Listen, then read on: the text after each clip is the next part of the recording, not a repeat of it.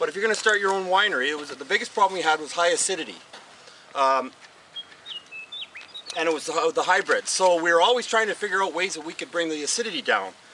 And so when I planted my own vineyard, of course it's not hybrids, it's vinifera.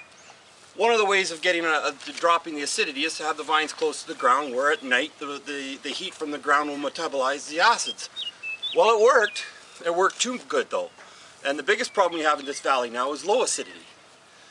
So we're either having to augment the acidity or do things like what I'm doing now. So I sacrificed my back to have them low to try and drop the acidity, and it turned out I dropped all the acidity out. So there's no point in sacrificing your back if you don't have to. So I'm bringing these up. This is my Merlot.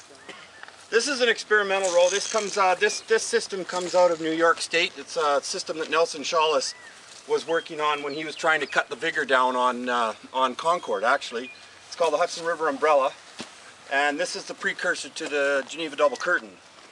There's a little bit of Geneva Double Curtain in the valley here, not a lot. There's a lot in New York State. Most of the Concord that they grow in New York State is on Geneva Double Curtain.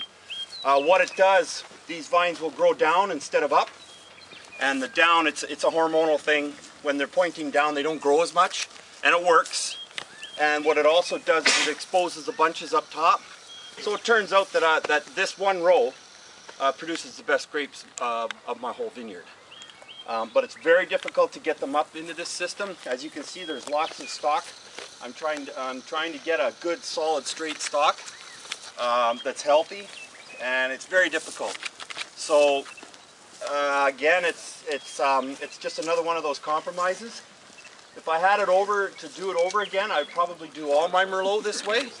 But it's very difficult to switch systems midstream.